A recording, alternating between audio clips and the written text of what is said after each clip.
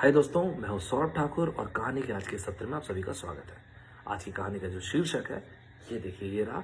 Australia battles the corona virus, unfortunately second wave. मैं इसलिए unfortunately बोला क्योंकि आपने देखा होगा तो जेसिंडा आर्डर्न साहिबा, जो कि न्यूजीलैंड के प्रधानमंत्री हैं, न्यूजीलैंड पूरी तरह से कोरोना फ्री हो चुका है। ऑस्ट्रेलिया तो ऑन द वर्ज था कोरोना फ्री होने के। नॉर्दर्न ऑस्ट्रेलिया, सदर्न रीजन उसका, इसके अलावा वेस्टर्न रीजन ऑस्ट्रेलिया का तकरीबन कोरोना फ्री हो चुका था। ठीक वैसे ही जैसे कि तकरीबन साउथ कोरिया में भी कोरोना फ्री तो नहीं बोल पाऊंगा, लेकिन ऑलमोस्ट उन्होंने लगाम तो लगा ही दिया। ताइवान को देखिए, ताइवान में तो खैर केस आए ही नहीं, 450 करीब केस आए, क्योंकि वो लोग तो विजनरी लोग निकल गए। वो लोग तो जनवरी से इसकी तैयारी करके बैठे थे। जबरदस्त लड़ा ताइवान में। इसी तरह से आप देखेंगे तो वियतनाम को देख लीजिए, बारबाडोस को देख लीजिए, नॉर्वे को देख लीजिए। मैं जर्मनी को भी क्रेडिट दूंगा। जर्मनी में स्टार्टिंग में केसेस बहुत बड़े, लेकिन मानना पड़ेगा एंजेला मर्केल साहिबा को गजब का कंट्रोल किया। ठीक उसी रास्ते पे ऑस्ट्रेलिया भी था। हालांकि हो सकता है आपने क्रेडिट नहीं सुना होगा ऑस्ट्रेलिया को, लेकिन मेरे हिसाब से ऑस्ट्रेलिया क्रेडिट तो डिजर्व करता है। तो ये अचानक सेकेंड वेव की बात कहां से आ गई? ये इसलिए भी महत्वपूर्ण हो जाता है क्योंकि आज की तारीख में, भाई मैं आपको डेट बता देता हूँ, क्योंकि इस कोरोना वायरस के टाइम पे डेट इंपॉर्टेंट है। आज जब मैं आपके लिए वीडियो बना रहा हूँ, आज है 8 जुलाई 2020 और रात के तकरीबन 12 बजने ही वाले हैं एक्चुअली।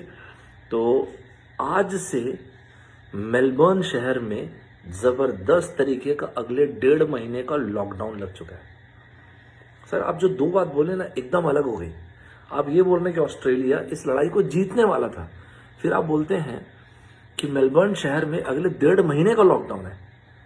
यही इस टॉपिक में मैं आपको बताने जा रहा हूं। और ऑस्ट्रेलिया इस लड़ाई को मैं क्यों कह रहा हूं कि ऑलमोस्ट जीत गया था, और मेरे हिसाब से सूनर और लेटर जीतने ही वाला है। आज के इस वक्त पे, जब मैं आपके लिए वीडियो बना रहा हूं, बाय द वे, आज के इस वक्त पे तकरीबन दुनिया में 1,20,00,000 कोरोना वायरस से इन्फेक्टेड लोग हैं। इसमें I am really sorry to say, लेकिन 5.5 लाख लोगों के आसपास लोगों की मृत्यु हो चुकी है। इतनी बड़े नंबर्स, यहाँ पे इतने बड़े नंबर्स हैं। इस बीच में 2.5 करोड़ की आबादी का देश ऑस्ट्रेलिया, वहां पे मुश्किल से 9,000 केस भी नहीं है। इनफैक्ट जब मैं वीडियो बना रहा हूं अभी, तो 8 तारीख को तो 9,000 केस भी नहीं है। डेथ्स जो हैं, हालांकि हर एक लाइफ लॉस से बड़ा लॉस तो कुछ होता नहीं है, I am really sorry to say, लेकिन 106। एक बार आप कंपेयर कीजिए यूनाइटेड स्टेट्स से, एक बार आप कंपेयर कीजिए यूरोपियन कंट्री से। स्पेन की आबादी कितनी? 4 करोड़ की आबादी है। जर्मनी की आबादी कितनी? 8 करोड़ की आबादी है। यूके में देखिए 30-30 हजार कब से क्रॉस हो चुका डेथ वहां पे 106 डेथ। तब तो Australia was on the verge of glory. तो फिर कैसे यहां पे गड़बड़ हो गया? अचानक ये हुआ कि 7 जुलाई, मतलब मैं 8 को वीडियो बना रहा हूं, बीते कल कुल मिला के एकदम से स्पाइक आया 199 केसेस का, 199, तकरीबन 200। इस 199 केसेस में से 109 मतलब 191 191 केसेस सिर्फ और सिर्फ स्टेट ऑफ विक्टोरिया के। आपके सामने यहाँ पे ऑस्ट्रेलिया का मैप आ गया होगा, ठीक है। ईस्टर्न ऑस्ट्रेलिया पे आ जाइए। वेस्टर्न ऑस्ट्रेलिया, नॉर्थ और साउथ को छोड़ दीजिए, वो तो ऑलमोस्ट कोरोना फ्री हो चुके हैं। ईस्टर्न ऑस्ट्रेलिया में आए तो आप टॉप में आपको क्वींसलैंड दिख रहा होगा। क्वींसलैंड के ठीक नीचे आपको एनएसडब्ल्यू, न्यू साउथ वेल्स दिख रहा होगा। उसके नीचे आएंगे आप तो आपको दिख रहा होगा विक्टोरिया। टेस्मेनिया उसके नीचे है अलग से। टेस्मेनिया की बात नहीं करो, सिर्फ विक्टोरिया की बात करो। विक्टोरिया में ये जो टोटल केस है 199 बीते कल, इसमें से 191 केस अकेले विक्टोरिया के थे।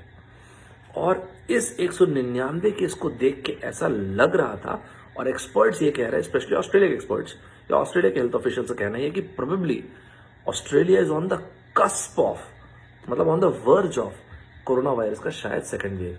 और इसी चीज को प्रिवेंट करने के लिए ऑस्ट्रेलिया ने एक, मेरे हिसाब से, काफी स्टिफ और काफी स्टर्न एक्शन लिया। लेकिन इस स्टिफ और स्टर्न एक्शन से ये भी पता चलता है ऑस्ट्रेलिया एकदम जीरो टॉलरेंस पे काम कर रहा है। कितना सिंसियरली ऑस्ट्रेलिया चाहता है कि जीरो, मतलब खत्म कर दें कोरोना वायरस के केसेस को हम लोग यहाँ पे। इसलिए आप देखिए 200 केसेस आए, और जिस जगह से, मतलब मेलबर्न को उन्होंने अगले 1.5 महीने के लिए लॉकडाउन कर दिया है। 1.5 महीने मतलब स्टार्टिंग फ्रॉम टुडे इटसेल्फ, आज 8 तारीख को। मेलबर्न में आपको इसलिए भी बड़ी बात बोल, देखिए क्वींसलैंड मैंने आपको टॉप में दिखा है। क्वींसलैंड की आबादी कितनी तक? तकरीबन 50 लाख, जितनी न्यूजीलैंड की आबादी है। आपको इसके नीचे दिखा होगा NSW, New South Wales, 80 lakh के आसपास की आबादी है। और स्टेट ऑफ विक्टोरिया में 65 लाख के आसपास की आबादी है। 65 लाख की आबादी विक्टोरिया की है, उसमें 50 लाख की आबादी मेलबर्न की है। मेलबर्न, वैसे मैं आपको बता देता हूँ, ऑस्ट्रेलिया का सेकंड सबसे पॉपुलर शहर है। तो सेकंड सबसे पॉपुलर शहर को लॉकडाउन कर देना मेरे हिसाब से काफी बड़ी चीज है। इसको मैं आपको 5 बिंदुओं में समझाता हूं। इस टॉपिक को ध्यान से सुनिएगा, एकदम सरल भाषा में बताता हूं आपको मैं। तो आम बोलचाल की भाषा में आपको बताऊंगा मैं। जैसे मैंने आपको बताया, ऑस्ट्रेलिया की आबादी 2.5 करोड़ की है और इसमें स्टेट ऑफ विक्टोरिया टेस्मेनिया के ऊपर देखिए और एनएसडब्ल्यू के नीचे, अभी इस मैप में नहीं पता चल रहा होगा लेकिन एनएसडब्ल्यू न्यू साउथ वेल्स और विक्टोरिया का बॉर्डर एकदम पोरस है। पोरस मतलब आराम से आ जा सकते हैं। स्कूल से लोग आते जाते रहते हैं, जो बच्चे वगैरह हैं, तो लोग आराम से क्रॉस करते हैं। अभी तो वही बंद कर दिया गया है। तो ये पोरस बॉर्डर है और स्टेट ऑफ विक्टोरिया जो इसकी आबादी मैंने आपको बताया 65 लाख के आसपास की आबादी और 50 लाख के आसपास की आबादी है मेलबर्न की। लेकिन एक बहुत ही ड्रास्टिक, अनफॉर्चुनेट तो है, लोगों के लिए अनफॉर्चुनेट है, बट ड्रास्टिक स्टेप लिया गया कि री इम्पोज किया जाएगा emergency measure, public health emergency measures, मतलब री इम्पोज किया जाएगा लॉकडाउन को। मैंने एक शब्द यूज किया, री इम्पोज। तो री इम्पोज का मतलब क्या है, री इम्पोज क्यों बोला मैंने? क्योंकि आपको ध्यान होगा तो 2 महीने के लिए, मार्च से लेके मई तक के लिए, अभी तो खुला था ऑस्ट्रेलिया यार, मई में, मिड ऑफ मई में ही तो ओपन हुआ था। तो डिसाइड किया गया कि री इम्पोज किया जाएगा ऑस्ट्रेलिया में लॉकडाउन अगले 1.5 महीने के लिए। ठीक है, मैंने जैसे आपको बताया ये एनएसडब्ल्यू, आप मैप में ऊपर देखिए एनएसडब्ल्यू आपको दिख रहा होगा न्यू साउथ वेल्स, और न्यू साउथ वेल्स के ठीक नीचे आपको दिख रहा होगा विक्टोरिया, स्टेट ऑफ विक्टोरिया। मैंने जैसे आपको बताया कि फर्दर ये एकदम पोरस बॉर्डर्स है, ये बॉर्डर एकदम क्लोज कर दिया गया है।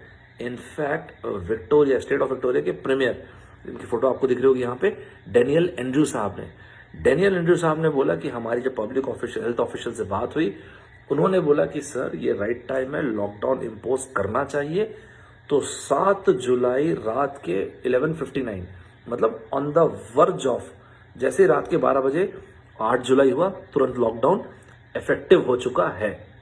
यहां तक के समझ में आ गया होगा आपको, क्योंकि विक्टोरिया में आपको हाईएस्ट केसेस दिखे। डेनियल एंड्रू साहब ने एक लाइन बोला, मैं आपको साथ जरूर शेयर करता हूँ उस लाइन को।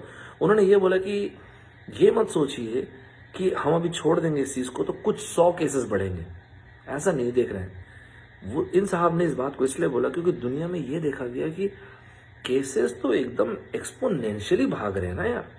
आप कोरोना वायरस का ग्राफ को ही देखो ना, वाई एक्सिस को देखोगे आप, लॉगरिथमिक लीनियर ग्राफ भी नहीं है।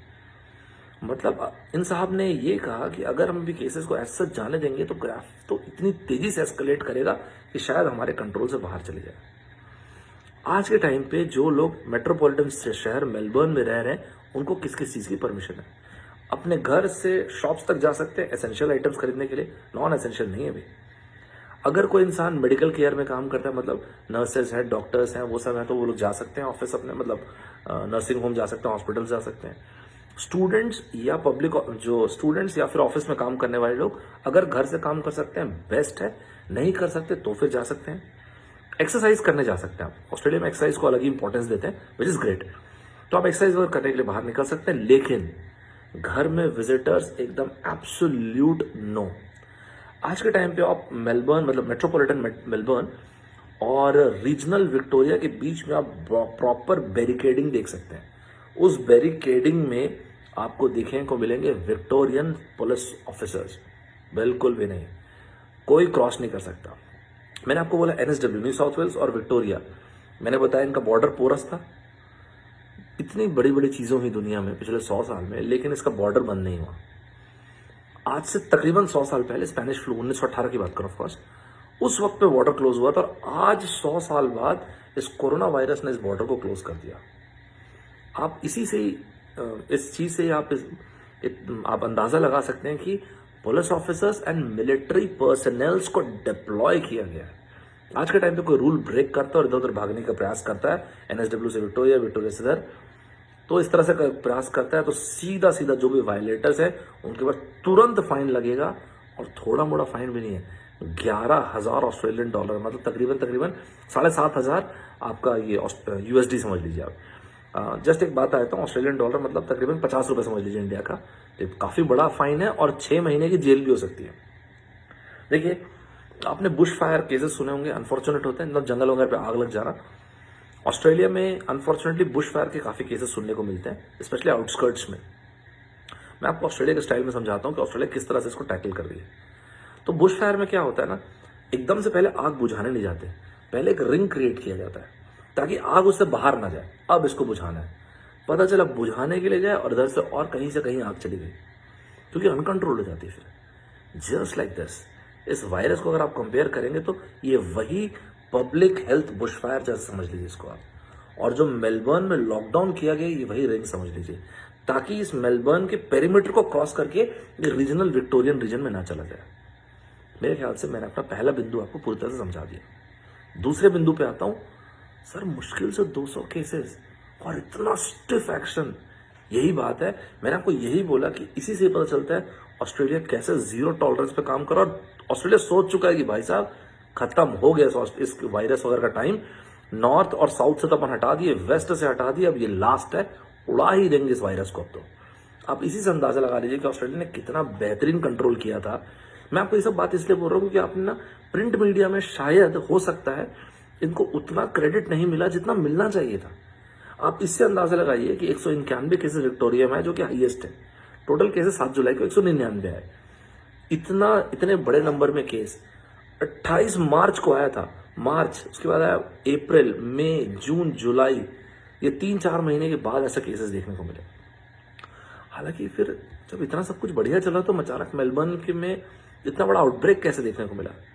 आउटब्रेक पे तो मैं आता हूं, मैं आपको बता देता हूं इस बात को कि जो मेलबर्न का जो आउटब्रेक देखने को मिला, इसमें बाकायदा जुडिशियल इन्वेस्टिगेशन स्टार्ट हो चुका है, जिसका रिजल्ट मोस्ट प्रोबेबली सितंबर में आ जाएगा। शायद 3rd वीक ऑफ सितंबर के आसपास आ सकता है।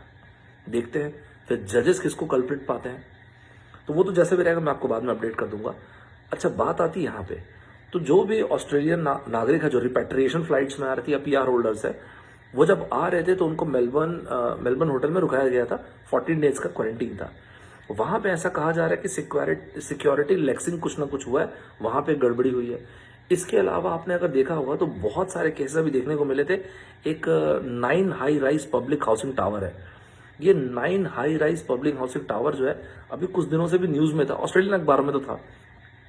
अभी 3 या 4 जुलाई के आसपास की, मेरे ख्याल 4 जुलाई के आसपास की बात है। 4 जुलाई को यहाँ पे ये देखने को मिला था कि इसको पूरी तरह से लॉकडाउन कर दिया गया था, जो कि ऑस्ट्रेलिया का सबसे स्ट्रिक्ट एक्शन था। एकदम एब्सोल्यूट लॉकडाउन कर दिया गया था।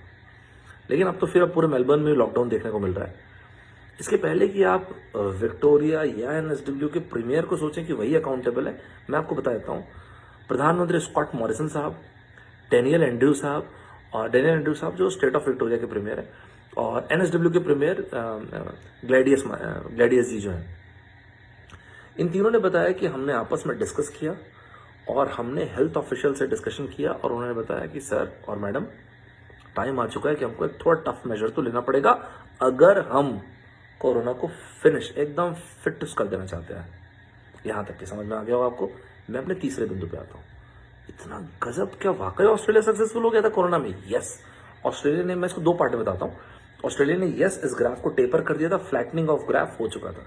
अब इस बात से अंदाजा लगाइए कि ऑस्ट्रेलिया ने अभी 15 मई को लॉकडाउन शॉकडाउन सब खत्म, एकदम मस्त तरीके से ओपन कर दी थी इकोनॉमी को, पब्स सब ओपन हो चुके थे। इसी से अंदाजा लगा लीजिए कि लॉकडाउन इतना सक्सेसफुल था कि इतने तेज रीओपनिंग और इतने जल्दी ईज ऑफ रिस्ट्रिक्शन की उम्मीद तो ऑस्ट्रेलियंस को भी नहीं थी जितने जल्दी हो गया था यहाँ पे। इसी से आप अंदाजा लगा सकते हैं कितना सक्सेसफुल था लॉकडाउन। दूसरे आप इस चीज से भी अंदाजा लगा सकते हैं, कहाँ तो एक मार्च का महीना था जब 40 केसेस आ रहे थे पर डे, और कहाँ तो ये मई का महीना था जब सिंगल डिजिट में केसेस आ रहे थे। इसके लिए we should give credit where credit is due, right. इसके लिए पहली चीज मैं बोलूंगा टेस्टिंग एंड कॉन्टैक्ट ट्रेसिंग, जबरदस्त जो स्केलिंग अप हुआ था टेस्टिंग एंड कॉन्टैक्ट ट्रेसिंग में। ये जितना प्रिसाइज एंड सोफिस्टिकेटेड टेक्नोलॉजी को यूज किया था, मानना पड़ेगा। मैं आपको इसलिए इस बात को बता दे रहा हूं क्योंकि एग्जैक्टली यही चीज मेलबर्न में होगी मेरे हिसाब से। तो इतना अच्छा करने के कारण आप देखेंगे तो क्लैरी लीमन साहिबा जो है, जो कि अखबार के लिए लिखते हैं, मेरे ख्याल है क्वेलेट अखबार के लिए लिखती हैं, 30 मई को भड़क गई थी वो। और मैडम इसलिए गुस्सा आ गई थी कि ये क्या तरीका हुआ यार, आप लोग बोल रहे हो कि न्यूजीलैंड ने जबरदस्त किया, जो कि सही बात है, कोरोना शोरोना फ्री हो गए ये लोग। अल्बानिया ने सुपर्ब किया, नॉर्वे ने बहुत अच्छा किया। मैडम ने जो नाम बोला, अल्बानिया का नाम लिया, नॉर्वे का नाम लिया, वियतनाम का नाम लिया, बारबाडोस का नाम लिया, ये सब लोग गजब लड़ाई लड़े। इसमें हालांकि मुझे ऐसा लगता है कि मैडम को शायद साउथ कोरिया का भी नाम लेना चाहिए था, ताइवान का भी नाम लेना चाहिए था, एंड लेटली मुझे ऐसा लगता है जर्मनी को भी इसमें ले आना चाहिए। जर्मनी में केसेस है, मैं फिर से बोलता हूँ, लेकिन जिस तरह से जर्मनी ने लड़ाई को लड़ा है ना, और केसेस को बढ़ने नहीं दिया, एकदम टाइट होल्ड कर दिया, मानना पड़ेगा, गजब। एंजेला मर्केल जी इसके लिए तो बधाई की पात्र है। आप इसी से अंदाजा लगा लीजिए ना, उसको यूके से कंपेयर कर लीजिए। बोरिस जॉनसन साहब कहाँ मानते थे इस वायरस को यार, कुछ मानते नहीं थे उस टाइम पे। तो वो तो जब वो खुद पॉजिटिव है उसके बाद से मानना शुरू है ना। तो इन साहिबा का कहना ये था कि जब हम लोग इन सभी की तारीफ करते, लीमन साहिबा का कहना था तो ऑस्ट्रेलिया की भी तारीफ होनी चाहिए। मुझे भी लगता है ये बात तो है कि ऑस्ट्रेलिया की मतलब उतनी तारीफ नहीं हुई जिस तरह से उसने लड़ाई को लड़ा और जीता है। एक और पॉइंट पे आता है, इसको थोड़ा और डीपर लेवल पे जाके आपको समझाता हूँ। देखिए, एक चीज तो है कि ऑस्ट्रेलिया का जो गवर्नमेंट हेल्थ रिस्पॉन्स है इस कोविड-19 के लिए मेरे हिसाब से जबरदस्त रहा। उन्होंने एकदम ठान लिया कि एकदम जबरदस्त तरीके से इन्फेक्शन को मिनिमाइज करके रखेंगे, सिक पेशेंट्स को मिनिमाइज, कम से कम डेथ्स कम से कम होने दो। दूसरी चीज, जैसे डिमांड राइज हो रही है, जैसे आपको लग रहा है कि हेल्थ ऑफिशियल मतलब हेल्थ फैसिलिटीज जो है, ये हेल्थ सिस्टम जो है ओवरवेलमिंग कंडीशन, उसको प्रॉपरली मैनेज करना है। एक और चीज मुझको ऐसा लगता है, एक अपना ओपिनियन भी शेयर करता हूं बीच में। स्कॉट मॉरिसन साहब जो कि ऑस्ट्रेलिया के प्रधानमंत्री हैं, तो स्कॉट मॉरिसन साहब आपको याद होगा तो इस साल की शुरुआत में उनको काफी क्रिटिसिज्म झेलना पड़ा था, क्योंकि बुश फायर का केस हुआ था ऑस्ट्रेलिया में और तब सर जो है छुट्टी पे जा रहे थे और वो चले गए थे, और जब वो चले गए तो ये बुश फायर का केस बहुत बड़ा हो गया था, जिसके कारण स्कॉट मॉरिसन साहब को भयंकर क्रिटिसिज्म झेलना पड़ा था। तो मुझको ऐसा लगता है कि स्कॉट मॉरिसन साहब ने भी ठान लिया था कि अब के कुछ हुआ, फ्रंट लाइन में जाके उस पेंडेमिक को जो भी कुछ ऐसा केस होगा खत्म ही कर दूंगा। मेरे ख्याल से उससे भी काफी फर्क पड़ा प्रोएक्टिवली जो डिसीजन लिया। अगर प्रोएक्टिव की बात करता हूं तो एक बार ऑस्ट्रेलिया का प्रोएक्टिवनेस एंड विजन इस चीज से भी जाहिर होता है जब पूरी दुनिया इससे, देखिए ताइवान की बात छोड़ दीजिए, ताइवान की इंगवेंग साहिबा जो है, मैं तो मानना पड़ेगा उन लेडी को और ताइवान ने जिस तरह से इस लड़ाई को लड़ा है, क्योंकि बिना किसी के सपोर्ट के, ये बात तो आप भी मानेंगे। ताइवान ने बहुत बोला WHO को कि सर देखिए वुहान में शायद कोई वायरस है जो सार्स जैसा तो नहीं लग रहा, लेकिन शायद ये इसके तासीर से लग रहा है कि शायद ये पेंडेमिक हो जाए। आपको ध्यान होगा, ये सब तो आपने देखा भी होगा, शायद मेरे पुराने वीडियोस में भी देखिएगा अगर यूट्यूब में देख पाए तो समय हो तो। 23 जनवरी को ऑस्ट्रेलिया के बायोडाइवर्सिटी ऑफिशियल हैं, उन्होंने इस चीज को परख लिया। तो 23 जनवरी, जुलाई चल रही है, 23 जनवरी को उन्होंने क्लियर कट वुहान से सिडनी की फ्लाइट एब्सोल्यूट बंद करो। 27 फरवरी WHO ने इसको पेंडेमिक घोषित किया, सेकेंड वीक ऑफ मार्च ने। तब ये 27 फरवरी वो वाला टाइम चल रहा है जब ट्रम्प साहब अलग ही बातें कर रहे हैं, it's just a common flu. याद है आपको स्टेटमेंट ट्रम्प साहब का, इट विल जस्ट फ्लो, मतलब it will just fade away. Trump साहब को ये स्टेटमेंट्स बहुत समय तक हॉन्ट करने वाले हैं। और फिर मार्च में उनकी मुलाकात हुई जार बोल्सोनारो साहब से। जार बोल्सोनारो साहब उनकी बहुत रिस्पेक्ट करते हैं, तो जार बोल्सोनारो साहब ने भी देखा, अरे वाह ये तो बढ़िया चीज है, मैं भी नहीं मानता जाओ वायरस को। वो तो अनफॉर्चुनेटली आज सुबह जार बोल्सोनारो साहब का टेस्टिंग हो गया और पॉजिटिव हो गए, भगवान करे ठीक हो जाए। वैसे ठीक मेरे ख्याल से हो ही जाएंगे। पहले तो बोरिस जॉनसन साहब भी नहीं मानते थे यूके के, लेकिन जब वो ठीक हो गया है तो एक अलग ही वर्जन देखने को मिला, बोरिस जॉनसन साहब 2.0।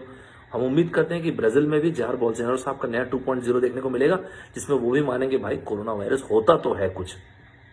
एक स्टेटमेंट था जार बोल्सोनारो साहब का जो भी उनको भी हॉन्ट करेगा, सम पीपल विल डाई। आपने देखा होगा तो आज बहुत सारे इंटरनेशनल अखबारों ने इस स्टेटमेंट को लिखा था।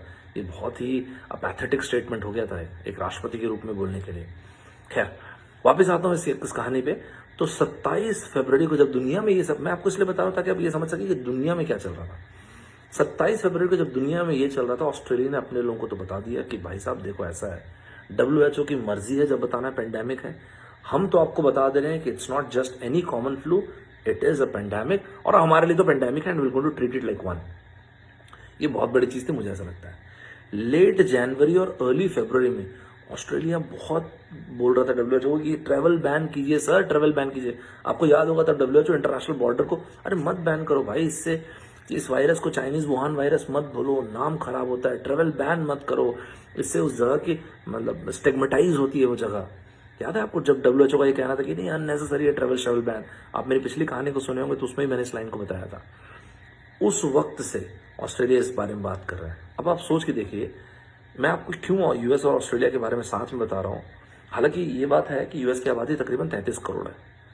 यूएस 33 करोड़ की आबादी, ऑस्ट्रेलिया 2.5 करोड़ की आबादी। यूएस में केस 30 लाख से ज्यादा, ऑस्ट्रेलिया में केस 9,000 से कम, और मृत्यु के बारे में तो बात नहीं करें तो ये अच्छा है। यूएस में सरकार जो है राइट ऑफ सेंटर है, ट्रम्प साहब की सरकार जो है, ऑस्ट्रेलिया में सरकार जो है राइट ऑफ सेंटर है। बट दोनों का डिसीजन मेकिंग और इस प्रॉब्लम को डील करने का तरीका देखिए एकदम स्ट्राइकिंगली डिफरेंट है, जिसका कारण है इतने सिंसियरिटी और जीरो टॉलरेंस से डील करने का कारण है ऑस्ट्रेलिया में 9,000 से कम केसेस का होना, ऑस्ट्रेलिया में 110 से कम मृत्यु का होना, और महज 200 केसेस होने के बावजूद, ऑलमोस्ट 200 केसेस पॉजिटिव केसेस के पता लगने के बावजूद ऑस्ट्रेलिया का ये डिसाइड कर लेना कि हम मेलबर्न जैसे इतने बड़े शहर को 1.5 महीने के लिए लॉकडाउन में भेज देंगे। पांचवें और आखिरी बिंदु में आता हूं, मुझे पता थोड़ा सा लंबा हो गया होगा video, I am really sorry, लेकिन रिलेट नहीं करता, आपको मतलब फील नहीं होता, कनेक्ट नहीं होता है वीडियो एक्चुअली। आते हैं हमारे पांचवें और आखिरी बिंदु पे, ऑस्ट्रेलिया का सबसे परम मित्र, क्योंकि ऑस्ट्रेलिया तो ठीक है ऑग्राफिकल एडवांटेज है ऑस्ट्रेलिया और न्यूजीलैंड के पास, मैं मानता हूं, लेकिन फिर भी आप उनसे क्रेडिट तो नहीं ले सकते जिस तरह से उन लोगों ने लड़ा है। 50 लाख की आबादी है न्यूजीलैंड की। न्यूजीलैंड की प्रधानमंत्री साहिबा हैं जसिंडा आर्डर्न साहिबा। मैंने पिछले एक वीडियो बनाया था, आप चाहे तो देखिएगा यूट्यूब में। और ऑस्ट्रेलिया के प्रधानमंत्री स्कॉट मॉरिसन साहब, 2.5 करोड़ की आबादी होगी इनकी।